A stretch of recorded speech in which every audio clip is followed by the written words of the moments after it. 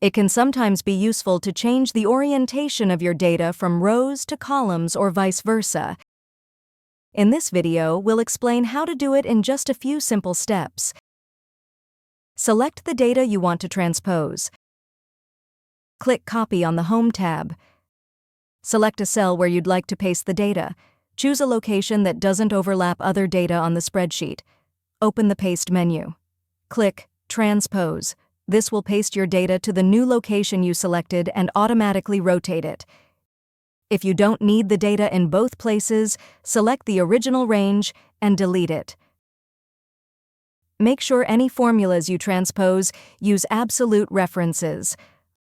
Locking your data references will ensure your formulas still work. Convert tables to ranges before using the Paste Transpose feature. Select the table. Right-click. Click Convert to Range, then click Yes in the pop-up to confirm.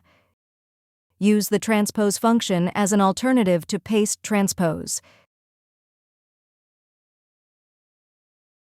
If you found this video helpful, please click the like button and subscribe to our channel for even more helpful tutorials.